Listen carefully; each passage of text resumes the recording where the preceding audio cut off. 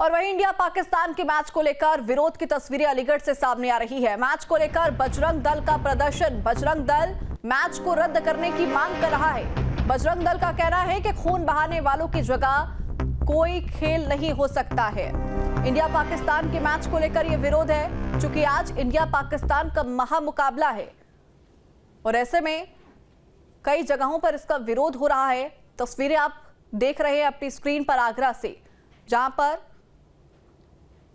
अलीगढ़ में इस मैच को लेकर लगातार विरोध किया जा रहा है।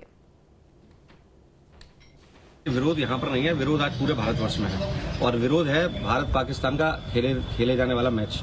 और विरोध केवल इसलिए है कि ये तय है कि जहाँ पर खून बहेगा वहाँ खेल संभव नहीं है। या तो खून बहना चाहिए या तो खेल होना चाहिए।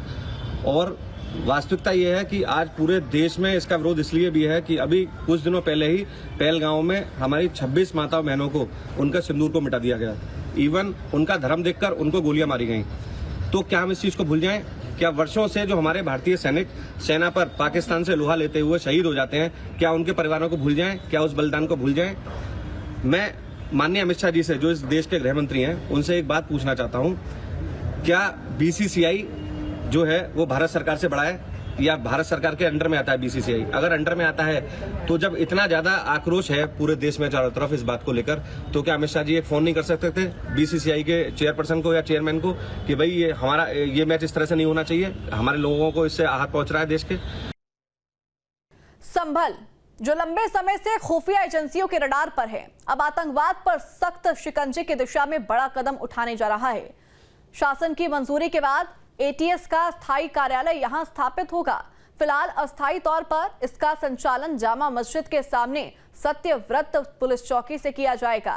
स्थायी भवन के लिए शेरखा सराय क्षेत्र में 3 बीघा जमीन चिन्हित की गई है। संभल का आतंकवाद से जुड़ा इतिहास गहरा है।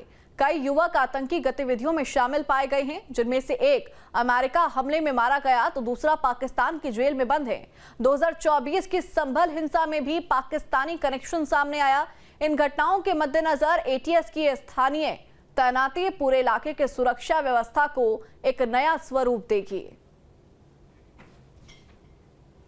संभल में जामा मस्जिद के सामने एटीएस ऑफिस बनाया गया है। दरअसल आपको बता दें कि पूरा मामला जनपद संभल का है, जहां पर 24 नवंबर को हिंसा के बाद पहली बार जनपद में एटीएस ऑफिस बनाया जा रहा है, जिसको लेकर के मैं अपने कैमरामैन से कहूँगा दिखाएं यहाँ की जो तस्वीरें, जो जिस तरीका से जो एटीएस ऑफिस है वो जामा मस्जिद के सामने है और जो सत्यव्रत पुलिस चौकी है इसमें एटीएस ऑफिस चालू किया गया है, जिससे लेकर के यूपी के एटीएस की आईजी प्रेम गौतम ने 8 सितंबर को संभल एसपी को एक लेटर भेजा था, जिसमें बताया गया कि संभल में एटीएफएस फील्ड यूनिट के स्थापित की जानी है। इसको लेकर के प्रस्ताव न्यूनतम 10 लोगों के लिए कार्यालय भवन और उनके रहने के आवास व्यवस्था पुलिस लाइन में कराई जाए, जिसको लेकर के जो सत्यव्रत पुलिस चौकी है जामा मस्जिद के सामने सत्यव्रत पुलिस चौकी है उसमें जो एटीएस की ऑफिस है उसे अस्थायी रूप से चालू किया गया है। तो कहीं ना कहीं जिस तरीका से जो तैयारी बिल्डिंग में अभी जो सत्यव्रत पुलिस चौकी की बात की जाए तो जो जहाँ पर जो सत्यव्रत पुलिस चौकी है वो 3 मंजिल है। यहाँ पर अधिनियम बड़े कैमरे भी लगे हुए हैं, दीवार पर महाभारत की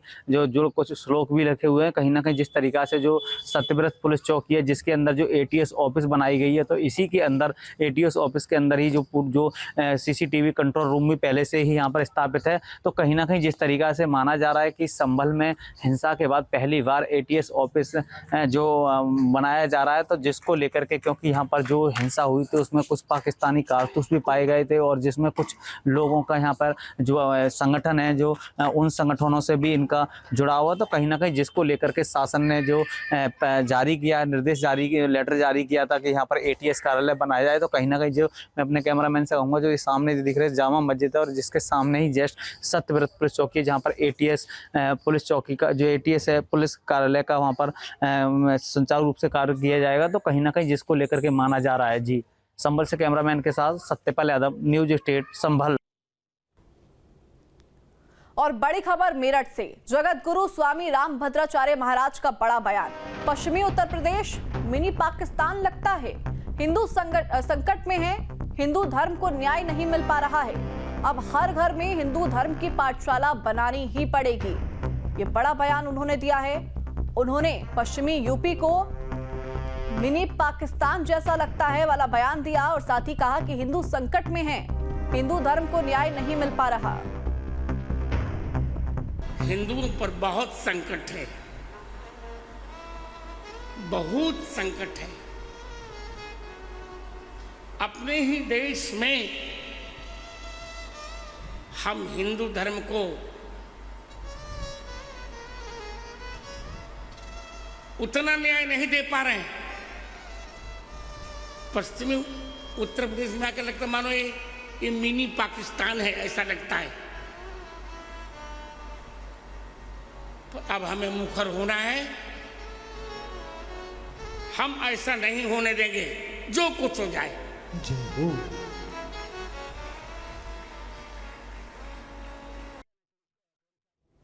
तो वहीं मुरादाबाद से मोहम्मद शमी के कोच बदरुद्दीन ने एशिया कप के भारत पाकिस्तान मुकाबले पर एक बड़ा बयान दिया है। उन्होंने कहा कि जैसे जंग के मैदान में भारत ने पाकिस्तान को सबक सिखाया, वैसे ही क्रिकेट के मैदान में भी टीम इंडिया पाकिस्तान को शिकस्त देगी। कोच के मुताबिक टॉस की भूमिका अहम नहीं होगी, भारत पहले बल्लेबाजी करेगा। और इस दौरान हमारे संवाददाता ने उनसे खास बातचीत भी की है, सुनाते हैं। तेज गेंदबाज मोहम्मद शमी के कोच बदरुद्दीन हमारे साथ आएंगे, सीधी बात कर लेते हैं। सर, आज एशिया कप में इंडिया पाकिस्तान के बीच मुकाबला है, इस मैच में टॉस की भूमिका क्या रहने वाली है?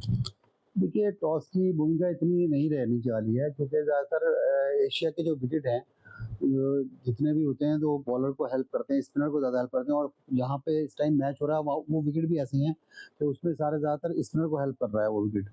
तो हमारे बॉलर सारे अच्छा कर रहे हैं इस टाइम, तो मुझे नहीं लगता कि टॉस की ज़्यादा भूमिका होने वाली है, क्योंकि जो टीम भी है पाकिस्तान की बहुत ज़्यादा कमज़ोर है, इतनी स्ट्रॉन्ग टीम नहीं है, क्योंकि नए लड़के ज़्यादातर खेलने हैं और कोई भी उसमें फॉर्म में नहीं है।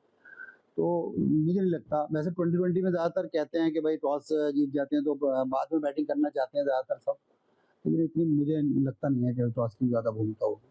अच्छा, पिछले दिनों में जो इंडिया पाकिस्तान के मैच हुए हैं उसमें भारत ने पाकिस्तान को शिकस्त दी है, लेकिन उसमें विराट कोहली, रोहित शर्मा, रविंद्र जडेजा बड़े नाम थे। लेकिन ये टीम हमारी युवा टीम है, तो किस तरह से देखते हैं मुकाबला?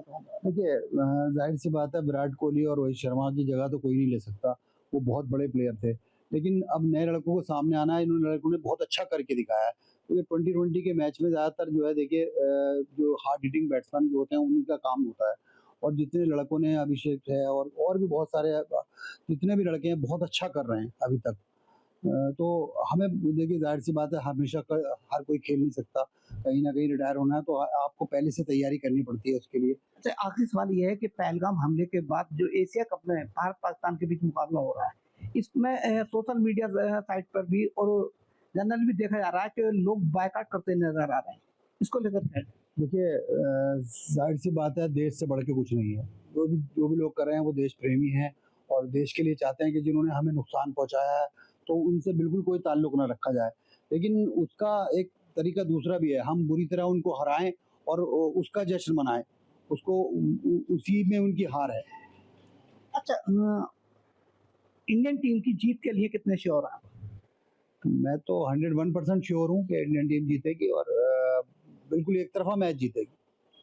देखिए, तेज गेंदबाज मोहम्मद शमी के कुछ बदरुद्दीन साहब थे, उनके सीधा तौर पर कहना है कि भारत पाकिस्तान मैच को लेकर जो लोग बायकॉट कर रहे हैं वो देश प्रेमी है, और अब भारतीय टीम को पाकिस्तान को के ऊपर को एक बड़ी शिकस्त देने का वक्त है कि भारतीय टीम पाकिस्तान को बुरी तरीके से परास्त करे, जिसका जश्न भारतीय क्रिकेट प्रेमी और 140 करोड़ की जो जनता है उस जश्न को जो मनाए। और आप पिछले दिनों में देखा है कि भारतीय आर्मी ने भी पाकिस्तान के घर में घुसकर उसे सबक सिखाया था, और आज भारतीय टीम पाकिस्तान की टीम को सबक सिखाती हुई नजर आएगी। कोच बदरुद्दीन साहब इंडियन टीम की जीत को लेकर पूरी तरीके से आश्वस्त नजर आ रहे हैं। मुरादाबाद से मोहम्मद इमरान, न्यूज़ 8 उत्तर प्रदेश। जहां भक्ति है हर शब्द में, कथाओं में छुपे हैं दिव्य रहस्य, और ज्योतिष देता है जीवन को दिशा। धर्म से जुड़ी हर बातों को जानने के लिए हमारे चैनल स्तुति को